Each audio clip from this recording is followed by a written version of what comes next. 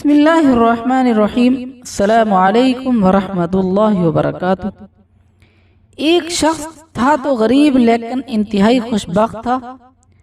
اس کا گھرانہ ایک بیوی، 5 بچوں، 2 بہنوں اور بوڑھی والدہ پر مشتمل تھا۔ اس شخص کی ایک پسماندہ علاقے میں سبزی کی دکان تھی۔ نہ تو اس کے پاس مال تھا کہ کسی اچھی جگہ دکان لے سکتا، نہ اتنے وسائل تھے کہ اس سے بہتر سامان رکھتا۔ اس کا گھر بھی بوسیدہ اور ٹوٹا پھوٹا تھا۔ مجازی طور پر ہی اسے گھر کہا جا رہا ہے، ورنہ صرف ایک کمرہ اور چھوٹا سا صحن تھا۔ سارا گھرانہ اسی ایک کمرے میں سوتا، بلکہ کچن نہ ہونے کے باعث وہ کھانا بھی اسی کمرے میں پکاتے تھے۔ جب وہ شخص شام کو گھر لوٹتا، اس کے ہاتھ میں سبزی، گوشت اور روٹیاں ہوتی۔ اس کے گھر والے خوش دلی اور خندہ پیشانی سے اس کا استقبال کرتے، اس کے ہاتھ سے سامان پکڑتے اور کھانا تیار کرنے میں لگ جاتے۔ ہر روز انہیں گوشت میسر نہیں آتا تھا۔ جب سیل اچھی ہوتی تو وہ گوشت خریدتے، ورنہ سبزیوں پر ہی گزارا کرتے۔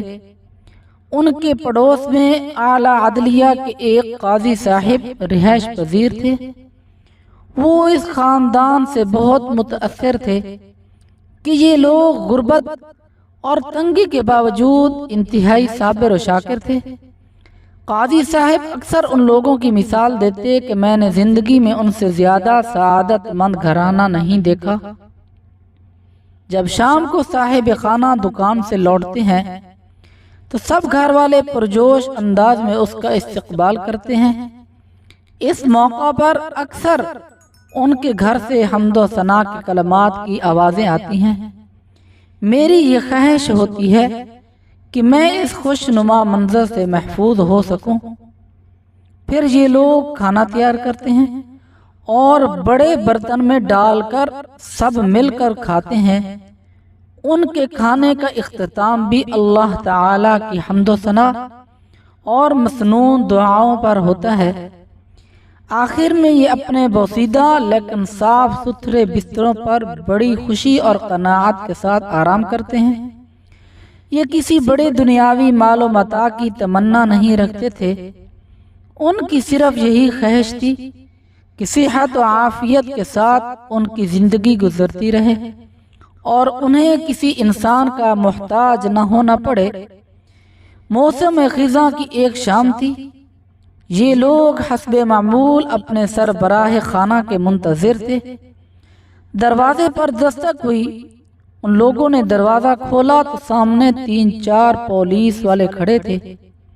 ان کے ساتھ ایک ایمبولینس بھی تھی۔ پولیس والوں نے انہیں یہ افسوسناک خبر دی کہ صاحب خانہ ایک ٹریفک حادثے میں جاں بحق ہو گئے ہیں۔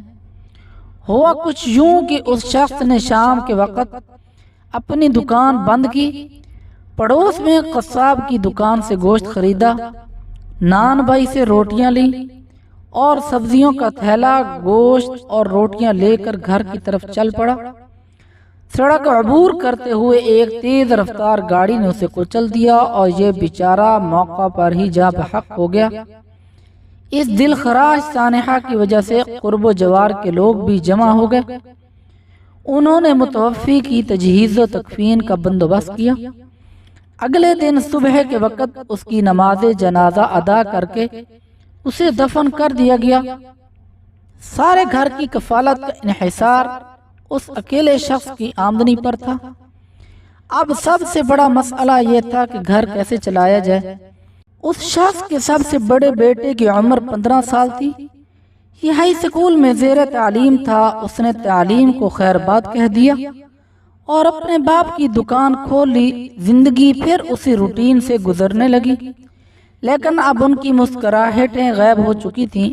سب لوگ افسردہ رہتے۔ کھانا کھاتے وقت بھی اکثر ان کی آنکھیں بھیگی رہتی۔ اس گھر کی سعادت اس گھر کے محبوب کے ساتھ ہی دفن ہو گئی تھی۔ یہ انتہائی مشکل دن سست روی سے گزرتے رہے، یہاں تک کہ 3 سال گزر گئے اور بڑے بیٹے کی عمر 18 برس ہو گئی۔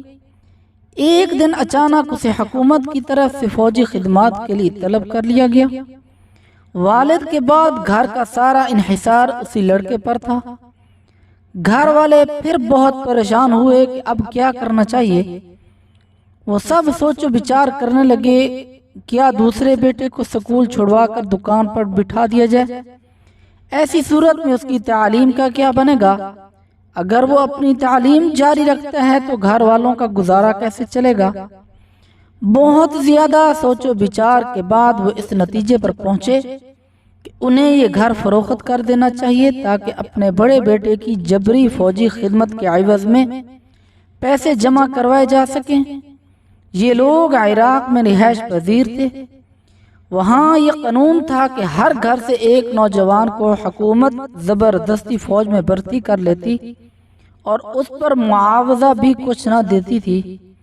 ہاں، اگر کوئی اس جبری مشقت سے بچنا چاہتا تو اس کے لیے لازم تھا کہ وہ سرکاری خزانے میں 4000 دینار جمع کروائے۔ چنانچہ اس رقم کی فراہمی کے لیے گھر والوں نے مکان فروخت کرنے کا فیصلہ کر لیا، اگرچہ اس فیصلے میں بھی ان کی کیفیت اس بکری کی سی تھی جس کے بارے میں سوچا جا رہا ہو کہ اسے ذبح کر کے اس کی کھال اتاری جائے یا ویسے ہی کھینچ لی جائے۔ فوجی خدمات کے لیے دھر لیے جانے والے بیٹے کو ایک قریبی شہر میں تربیت کے لیے ایک عسکری ادارے میں بھیج دیا گیا۔ وہ بادل نخواستہ ہی ادھر آیا تھا۔ اسلحہ کی تربیت میں اس کا دل بالکل نہیں لگتا تھا۔ افسران بولتے رہے مگر یہ اپنے خیالوں میں گم رہتا۔ اس کے ذہن میں اپنے گھریلو حالات گھومتے رہتے۔ اساتذہ نے کئی مرتبہ اس کی توجہ دلائی، وارننگز دی، لیکن اس کا جسم تو یہاں تھا، ذہن کہیں اور اٹکا ہوا تھا۔ ایک دن استاد نے اسے بٹھا کر اس کا اصل مسئلہ پوچھا تو اس نے جواب میں اپنی ساری بپتا کہہ سنائی۔ اب استاد نے اصرار کرنا چھوڑ دیا اور اس کا مسئلہ اپنے آفیسر کے سامنے پیش کیا۔ آفیسر نے اس کے مسئلے کا کوئی حل نکالنے کی بجائے اس کی ڈیوٹی کچن میں لگا دی۔ اب وہ یہاں برتن دھوتا، گوشت کاٹتا، آگ جلاتا اور کھانا تقسیم کرتا۔ شب روز اس کی یہی مصروفیات تھیں۔ ادھر اس کی ماں کی بھی یہی کیفیت تھی۔ وہ بظاہر تو چلتی پھرتی، کھاتی پیتی اور سوتی جاگتی تھی، لیکن اس کا ذہن کسی اور ہی دنیا میں گم رہتا تھا۔ اس نے اپنے گھر کی رجسٹری گروی رکھ کر ایک پراپرٹی ڈیلر سے کچھ رقم گھریلو اخراجات کے لیے ادھار لی اور اپنا مکان فروخت ہونے کے لیے لگا دیا۔ مختلف خریدار ان کا مکان دیکھنے کے لیے آتے رہے۔ آخر 20 دن کے بعد ان کا مکان 4000 دینار میں فروخت ہو گیا۔ پھر مزید 9 دن کاغذی کارروائی میں لگ گئے۔ صرف ایک دن باقی بچا تھا۔ ان کی ہاں یہ ضابطہ تھا کہ 30 دن کے اندر اندر اس جبری فوجی خدمت کے عوض میں 4000 دینار جمع کروائے جا سکتے تھے۔ 30 دن گزرنے کے بعد یہ معاوضہ بھی قبول نہیں کیا جاتا تھا۔ اس خاتون نے یہ معاوضہ جمع کروانے کے لیے اس شہر جانا تھا جس میں اس کا بیٹا تھا۔ یہ شہر 240 کلومیٹر کے فاصلے پر تھا۔ جب وہ بس سٹاپ پر پہنچی تو اس شہر جانے کے لیے اس کے علاوہ کوئی اور مسافر نہیں تھا۔ اس نے کافی دیر تک سواریوں کا انتظار کیا لیکن کسی کو آنا نہ تھا، نہ آیا۔ وہ ہر پل انگاروں پر لوٹ رہی تھی۔ اس کے سارے خاندان کی زندگی اور ناموس داؤ پر لگی ہوئی تھی۔ اس نے بس والے سے کہا، تم گاڑی لے کر چلو، میں ساری بس کا کرایہ ادا کروں گی۔ ڈرائیور اس اکیلی خاتون کو لے کر چل پڑا۔ راستے میں باتوں باتوں میں اس نے سادہ لوح خاتون سے یہ معلوم کر لیا کہ اس کے پاس 4000 درہم ہیں۔ ڈرائیور کی نیت بدل گئی۔ راستے میں ایک ویران جگہ پر جا کر ڈرائیور نے گاڑی کھڑی کر لی اور خنجر کی نوک پر اس خاتون سے نیچے اترنے کے لیے کہا۔ اس نے خاتون پر پے در پے وار کیے اور اسے نیم مردہ حالت میں چھوڑ کر چلا گیا۔ اس نے خاتون کا بیگ اپنے قبضے میں لے لیا۔ پھر وہ واپس آنے کی بجائے اسی شہر کی طرف روانہ ہو گیا جدھر جا رہا تھا تاکہ شک کی کوئی گنجائش نہ رہے۔ وہ گاڑی لے کر بس اسٹینڈ پر پہنچ گیا۔ اس کے ساتھیوں نے سمجھا شاید اس بس میں آنے والی سواریاں راستے میں اتر گئی ہیں۔ ایسا ہوتا رہتا تھا، اس لیے یہ کوئی تعجب کی بات نہیں تھی۔ واپسی پر ڈرائیور اسی راستے سے گزرا۔ جب وہ اس جگہ کے قریب پہنچا جہاں اس نے جرم کا ارتکاب کیا تھا، اس کے دل میں خیال آیا کہ ایک مرتبہ اس عورت کی لاش پر نظر ڈال لوں۔ اس نے مسافروں سے بہانہ لگایا، میں قضائے حاجت کے لیے جانا چاہتا ہوں، چند منٹ بعد واپس آتا ہوں۔ وہ اس وادی کی طرف گیا۔ اسے کراہنے کی ایک نحیف سی آواز سنائی دی۔ یہ دیکھ کر وہ غصے سے کہنے لگا، اے ملعون عورت، تم ابھی تک زندہ ہو؟ پھر وہ ایک بڑے پتھر کی طرف جھکا تاکہ اس کے ذریعے اس خاتون کا سر کچل دے۔ جب اس نے پتھر اٹھایا تو پتھر کے نیچے سے ایک زہریلے سانپ نے اسے ڈس لیا۔ اس کے منہ سے ایک دل خراش چیخ نکلی اور اس نے تڑپنا شروع کر دیا۔ مسافر اس کی آواز سن کر بھاگے بھاگے وہاں آئے۔ انہیں دیکھ کر بڑا تعجب ہوا کہ وہاں ایک جاں بلب خاتون بھی تھی۔ خاتون صرف اتنا ہی کہہ سکی، اس ڈرائیور سے میرا سامان واپس لو۔ وہ ڈرائیور اس پوزیشن میں نہیں تھا کہ زیادہ مزاحمت کر سکتا۔ اس نے بتا دیا کہ اس خاتون کا بیگ میں نے گاڑی میں فلاں جگہ پر چھپایا ہوا ہے۔ وہ بیگ وصول کر کے خاتون کے حوالے کر دیا گیا۔ پھر مسافروں نے دوسری طرف سے آنے والی ایک بس کو روکا جو اسی شہر کو جا رہی تھی جہاں خاتون جانا چاہتی تھی۔ انہوں نے اس گاڑی کے ڈرائیور سے درخواست کی کہ اس خاتون اور ڈرائیور کو ہسپتال پہنچا دے۔ ڈرائیور خوش دلی سے اس کام کے لیے آمادہ ہو گیا۔ وہ مجرم ڈرائیور تو جسم میں زہر پھیلنے کی وجہ سے راستے ہی میں دم توڑ گیا۔ اس خاتون کو البتہ ہسپتال پہنچا دیا گیا۔ خبر ملنے پر پولیس والے بھی پہنچ گئے۔ عورت مسلسل بے ہوش تھی۔ اس کے سامان میں پولیس والوں کو اس خاتون کے بیٹے کا ایڈریس مل گیا۔ پولیس نے بیٹے کو خبر دی، وہ بھی فوراً ہسپتال پہنچ گیا۔ ڈاکٹر اس خاتون کو ہوش میں لانے کی سرتوڑ کوشش کر رہے تھے، کیونکہ زیادہ تر بے ہوش رہنا اس کے لیے جان لیوا ہو سکتا تھا۔ اگلے دن اسے ہوش آیا۔ اس نے ہلکی سی آنکھیں کھولی، بیٹے پر نظر پڑی تو ماں کا چہرہ خوشی سے کھل اٹھا۔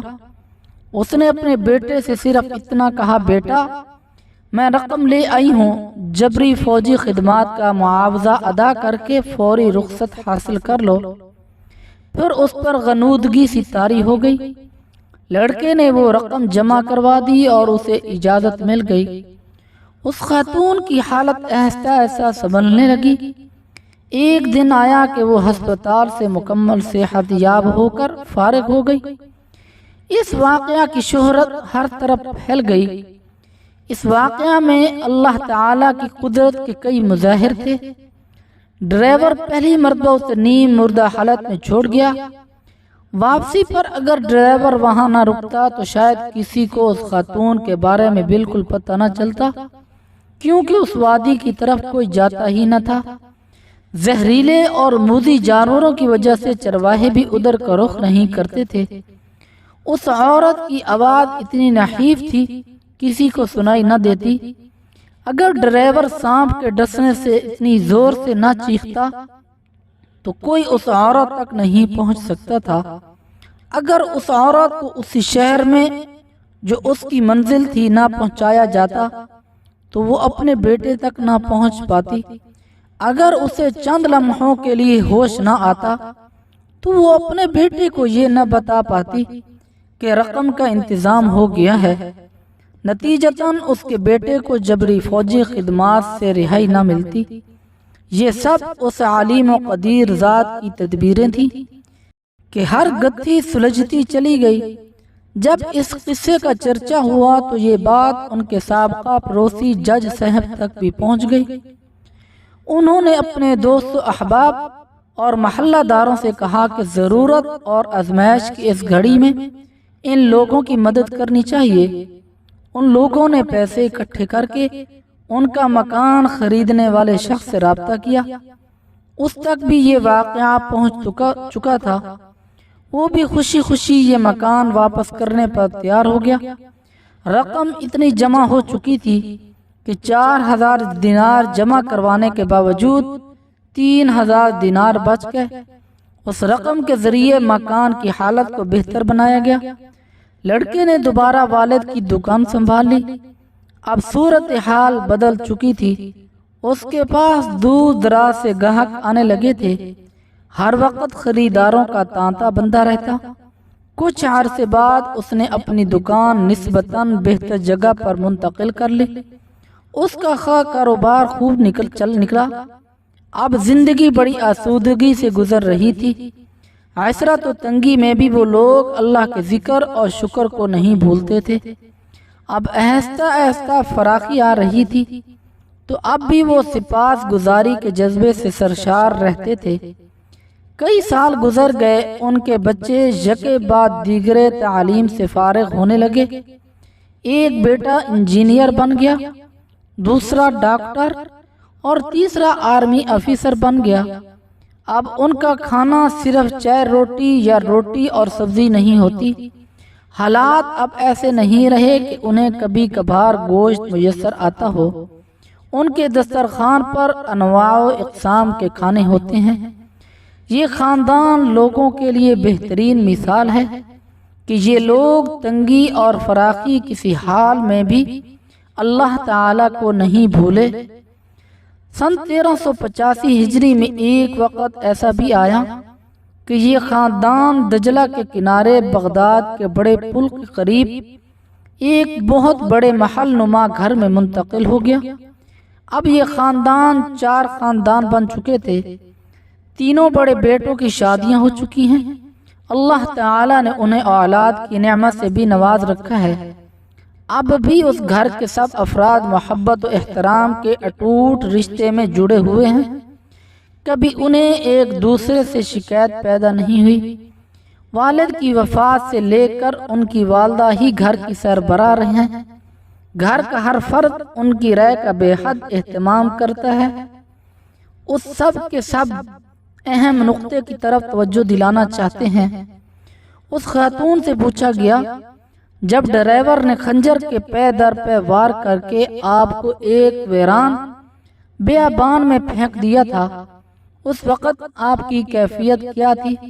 اتنا زیادہ خون بہہ جانے اور اتنے گہرے گھاؤ لگنے کے باوجود آپ کس طرح زندہ رہیں؟ خاتون نے بتایا، اس ساری مدت کے دوران میری زبان پر بس یہی الفاظ تھے، اے آسمان و زمین کے مالک، تو میری حالت کو جانتا ہے، اپنی قدرت سے میرے لیے بیٹے کی جبری فوجی خدمات کا معاوضہ صحیح وقت پر پہنچانے کے اسباب مہیا فرما دے تاکہ وہ گھر واپس آ سکے اور اپنے گھر والوں کی کفالت کی ذمہ داری نبھا سکے۔